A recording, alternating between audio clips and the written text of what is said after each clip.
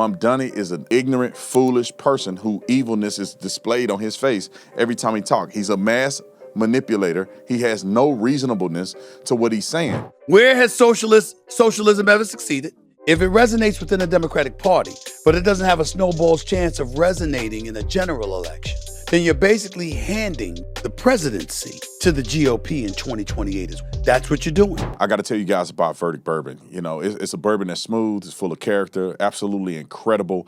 We've had people try it, review it, and the feedback has been incredibly amazing. So if you go with Not Guilty, you have the smooth sweetness that people love, and Guilty brings the bold, classic bourbon character. So all you got to do is go to verdictbourbon.com, and you got to plead your age, face the verdict, and find out if you're guilty or not guilty. You must be 21 and over, and make sure you drink responsibly. Don't be a dummy. All right, Stephen A. Smith. Here's the next story we're going to talk about. Mamdani. Stephen A. Smith is articulating why he think that what Mamdani is doing is foolish. Now, one thing I disagree with Stephen A. Smith, because Stephen A. Smith said he liked Mamdani. Mamdani is a terrorist. Mamdani is an ignorant, foolish person who evilness is displayed on his face every time he talks. He's a mass manipulator. He has no reasonableness to what he's saying. This is just one of those kids that was I would call him a trust fund, even though I don't know if he was rich from a trust fund, but I know his parents were wealthy, or at least his mom was. And you got somebody that never really struggled, that's not a part of the cause, and they're going out there and regurgitating stuff that they learned in school when they got brainwashed with $100,000 debt. And they're out here just saying the random stuff that make them feel good when they took classes at the university that's not applicable. I graduated with a degree in sociology. So obviously we learned about socialism in sociology class.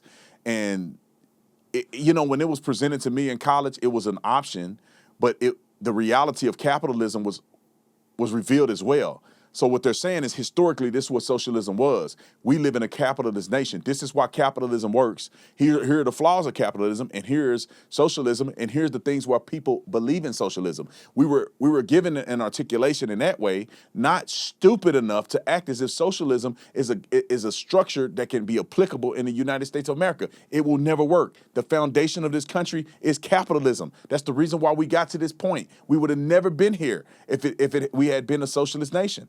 You can't name a socialist nation that's profiting and more successful than the United States of America. You can't name one in the history of existence of humanity. All right, Stephen A. Smith, roll it. Let's be real about something here. You have a whole bunch of people in office that's scared to lose their seats, and you've got Democratic voters that are leaning towards voting for these people. And so as a result, they got to figure out a way to get those people back on their side. They're not going to vote Republican. They're going to vote Democrat. But if Mamdani is running as a Democrat, even though he's a Democratic socialist, and he's preaching about affordability, okay, and the working class, that's something that they want to hear because they're the ones that feel left out right now. And so that's what the message is, whether it's him or the people that he endorses. Remember, the people that Hakeem Jeffries endorsed lost to the people that Mamdani endorsed. So obviously he's gaining traction. His profile, his cachet, his significance is growing, and nobody can ignore that. So as a result, how are you going to deal with that? And let me just translate this a little bit, and I get some more Stephen A. Smith clips. They're manipulating you. That's like if I had a 5-year-old, which I have a kid that's a 5-year-old. And I know what I can tell him, because you got to think I'm much smarter, I'm more advanced because I'm an adult and my brain is fully formed. And there are people in society that take advantage of others who are not as advanced psychologically. And so what do? They get young people who are vulnerable mentally, and then they lie to you and tell you everything they know you want to hear. That's just like if I want my son to do something, I say, son, if you go do this, I'll give you a take 5. He don't have to process how I get to take 5. He don't have to process the cost of a take 5. He don't have to process how much sugar going into his body and how crazy it's going to make him. And you know what I'm saying? And he's going to be moody and all kind of stuff. He's not processing none of that. All it is that his brain and the way he's developed so far and that sugar intake makes him feel like I will do anything for sugar. He don't have to think about consequences. That's why adults should teach their children the consequences. Just like our leaders who have had a tremendous amount of experience, who are educated, who allegedly should be high IQ, should be articulating to the public, here are the risk factors, and getting exactly what you think you want. I look at this thing just like God. When you go to God and you say, God, I want to be rich. Or God, I want this, I want this, I want that. And then you go through something and you're like, God, see, I thought you was going to give me that. No, God is trying to show you these skill sets you will need if you really want what you say you wanted. And in a lot of cases, people don't get what they want because they don't realize that's not what you really want. You want peace. You want prosperity. You want good relationships. And the crazy thing you ask God for is not going to get you what you want in your heart. Same thing with this stuff. Free stuff sounds good, but that's not the end of the story. Your taxes are going to go up. It's going to be a lot harder for you to get health care. It's going to be a lot harder for you to get served and seen. We've seen it happen in Canada. When you give everybody free stuff, nobody has good quality stuff. It's just the way it is. Here's another clip from Stephen. Roll it. Did you see what else Mamdani said? Said, quote, we don't have to ask ourselves what life looks like if a socialist wins. I won last November. And over the course of these last 6 months, what we've delivered for working people are the very things we were told were impossible. And we've done all of these things while also delivering the lowest recorded crime in our city's history. That's what it looks like to have democratic socialism. And what you're seeing is that New Yorkers experienced this for 6 months and made the decision that they wanted to see more of it on the national stage as well. I'm not buying that yet, but it sounds damn good. What I want to know is that when you freeze rent, what else have you frozen? Have you frozen the price of equipment? Have you frozen maintenance? Have you frozen those things? Because those things still need to happen, and it costs. Nothing's free. And if you're talking about taxing, and more taxing, excuse me, you're going to run businesses out of New York City, and then ultimately, where's the money going to come from? To develop a middle class, let alone pay them. That's how I'm looking at things. Obviously, he's looking at it a bit differently, which is why I'm doing this segment, because I can't wait to talk to him. I've been anxious to have him on the show to ask him some of these questions. I'm waiting to see whether or not he's going to accept it and what he's going to have to say once he ultimately does. Because in the end, the money has to come from somewhere.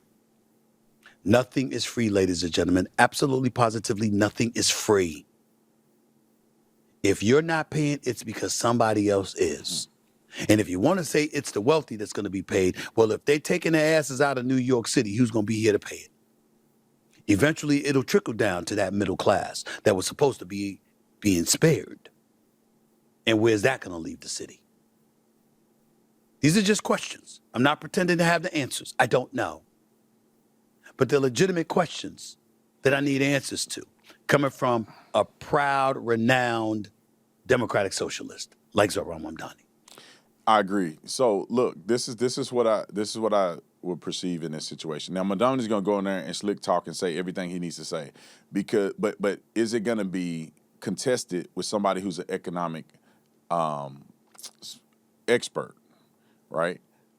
Does it have to be an expert? No, it could be somebody with common sense. But the weight of what somebody says that's an expert in economics would articulate very clearly and disprove everything Mamdani is saying.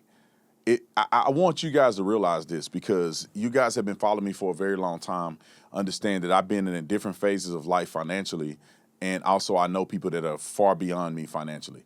People who are rich, who are making millions of dollars, you got to think a lot of them are business owners and entrepreneurs, or they're older. They've invested their money over time, and now their net worth is millions, or they're living off millions of dollars that they have in the stock market. So a lot of these people are doing that, or they own real estate and different things like that. The rich people can afford to move. The average person cannot fathom what people are doing that makes millions of dollars a year. Those people are paying majority of the taxes in that state. All is going to happen is that they have the ability and incentivized, they have been incentivized to leave and go to places like Florida. The average person can't get up and just move.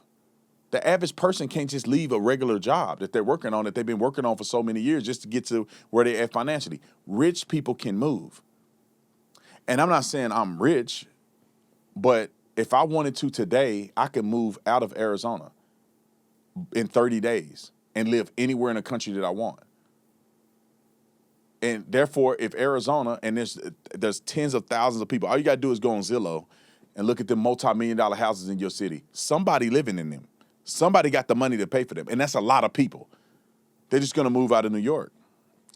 And then what happens when the capital moves out of the city? How are you going to run socialism with no capital? I'm telling you, y'all think it's a game. I forget his name now. It's two major billionaires moved out of New York City. One has a $200 million house in New York City, and he's going to move his headquarters to Florida. It's a $4 billion investment in a building headquarters that they're building right on the water in Florida. It's going to be tons of millionaires moving out of Florida. Moving out of New York. Ken Griffin is one of them, and then Dimon. Ken Griffin and Jamie Dimon. Those are two people that have openly mentioned that they're moving their headquarters out of New York City. They're not going to live there, and they're moving their people out of New York City over time. They're not invested in the future of their company in New York City. It's going to hurt New York City, man. I'm telling you, and you'll see it, and then by the time you see it, they're going to keep making excuses of why Donald Trump and everybody else is the problem, why socialism didn't work. All right, let's get to one more clip. This is one more clip, Mamdani clip from Stephen A. Roll it. If you're a Democrat in the United States, particularly in New York City, Zohran Mamdani is coming. And if he's coming, what does that mean for the rest of America? Let me not say that. That means you're getting screwed. For all the adults in the room, you know what I'm saying. If Mamdani is, what does that mean for the rest? That mean you're getting screwed. Okay, roll the clip. Because I got questions. Where has socialism ever succeeded? If so, tell us where that is. How is it going to succeed in New York? How are you going to sell that in a capitalistic society? You might do it in New York with young voters. What about the people in the suburbs?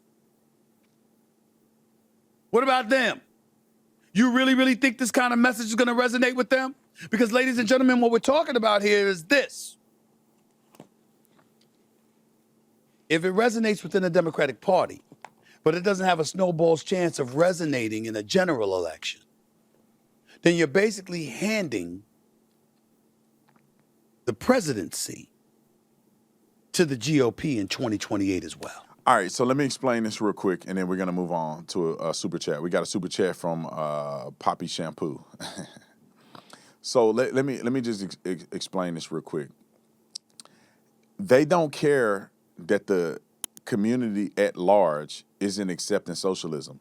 It's a boiling pot theory. They warm you up with it. They trick you into it because they have a plan that later on it will be more accepted. They are not trying to win. They're trying to indoctrinate you and get you comfortable with the reality of stupidity. And over time, the stupid generation that's willing to select Mamdani or elect Mamdani as the mayor will be stupid enough to elect another socialist as the president of the United States of America. And then we're going to have to crumble as a country. And then they're going to be praying to God that we get another capitalist in. That's what's going to happen. All right, Poppy Shampoo, thank you so much for the super chat. It says, been following you for a while. Watch all of your videos. Thank you for speaking the truth. God bless you, man. These Democrats are ruining a great country. At least they trying. But it's going to take all of us to stand together and make this right.